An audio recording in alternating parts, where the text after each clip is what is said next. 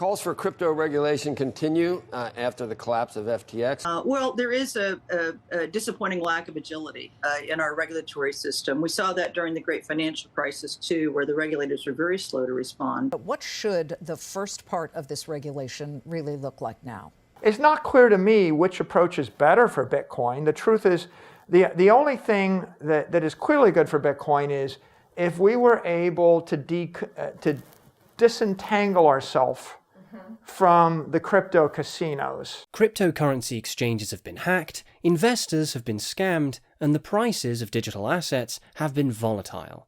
Now, do you guys think that all this pain in recent years is because of the slow response of the regulators? But how will regulation affect Bitcoin? Will it be a hurdle in crypto space innovation?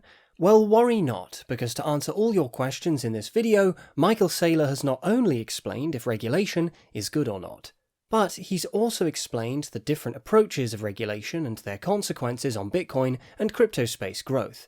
Trust me, you don't want to miss this one, and if you haven't joined our community yet, don't forget to subscribe to the channel before jumping ahead in the video. I'm not concerned. In fact, I think that a lot of the pain that the Bitcoin community has absorbed is because of the slow response of the regulators. If the regulators had moved faster, in order to, if they had moved more aggressively in 2018 or 2019, you wouldn't have seen all of these, crypto casinos spin up the way they've spun up. One of two things will happen with regulators. They will either move much more aggressively in a fairly regressive, conservative approach, and that means they'll just shut down all the other crypto innovations, in which case Bitcoin will still be a beneficiary. Because in a conservative world, Bitcoin is the apex crypto property and the apex crypto asset, and people will simply hold it as a long-term store of value.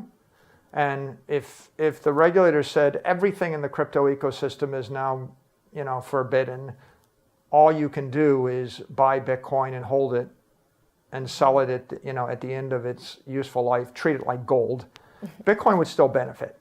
The world of Bitcoin and cryptocurrencies is a volatile one. Prices can fluctuate rapidly up and down, and the industry is still largely unregulated. This lack of regulation has led to some problems for the Bitcoin community, including scams, fraud, and theft. I mean, the FTX case is one of the biggest scams in the crypto space.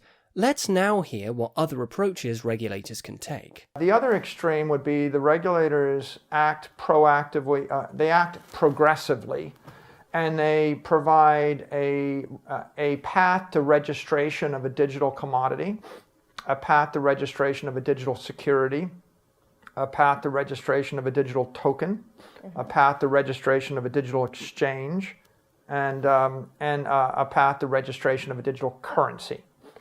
Right? And if they said you want to issue Tether, you have to file monthly statements, register with this, banking supervisor, and take on these responsibilities to have these reserves and abide by these guardrails. You can issue a stable coin.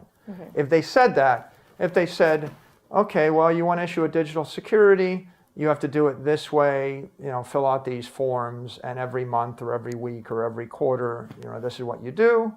Then what you would see is a collapse of all the true scams. You would see the VC that have been trying to launch these other things, they would have to go through a registration process. Now you would actually understand, and you have the full disclosure and transparency. Many entrepreneurs would say, this is too hard. You get the sense that some of them never bothered to hire a lawyer or get a legal opinion, right? It's like, I have to pay for lawyers and accountants in order to be in the business. This is too hard. You'll see a rationalization. 99% of all the tokens will go away. Since the creation of Bitcoin, there's been a big debate on whether or not crypto should be regulated. Many believe that it should be regulated. Others believe that regulation will stifle innovation and the growth of the industry. However, it seems that the majority of entrepreneurs in the space don't like regulation as they think it's too hard to handle, especially with all the lawyer and accounting workloads. Critics argue that regulation is often heavy-handed and stifles innovation. But Michael Saylor strongly believes that regulation will bring more stability, transparency, full disclosure, and better protection for investors. Michael Saylor has, I must say, explained very clearly how regulators can approach the crypto space. Which approach will be better for Bitcoin and crypto spaces overall? Let me know in the comments below, and let's get into the next clip to hear what Michael Saylor believes. It's not clear to me which approach is better for Bitcoin. The truth is, the only thing that is clearly good for Bitcoin is if we were able to disentangle ourselves from the crypto casinos. Right? Because the crash of Terra, the crash of Luna, the crash of Celsius, the crash of FTX, these have been painful events, and Bitcoin is cross-collateralized, and they're selling Bitcoin when they're crashing their doggy coins and their hamster coins and their yo-yo coins.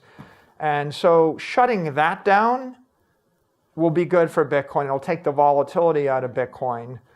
And then these other regulatory guidelines, at the end of the day, if you simply said, you're not a commodity unless you're an asset without an issuer, it would knock out the top 50 coins other than Bitcoin. And every institutional investor would say, huh, I get it, Bitcoin is special. Bitcoin is a commodity. Ethereum, Solana, Ripple, name every other coin that ever had an ICO, every coin that ever had a pre-mine, every coin that has a centralized foundation, a management team. Every other coin would be deemed as a security, and as a security, they would all have to make fair disclosures. When they made those disclosures, 95% of them would collapse. For those looking to invest in Bitcoin, the biggest risk is its volatility. By nature, Bitcoin is an unstable asset, subject to drastic swings in price due to all the scams and frauds. However, there is hope that regulation will take the volatility out of Bitcoin and turn it into a more stable asset. Michael Saylor believes the same. So to conclude, on one hand, cryptocurrencies should be heavily regulated in order to prevent fraudulent activity and protect consumers. But on the other hand, will having heavy regulation and getting rid of 95% of all crypto projects affect innovation? What do you guys think? Is regulation good or bad for the crypto industry? Let me know in the comments below. If you enjoyed this video, give it a like, and don't forget to subscribe for more content. I'll see you all in the next video.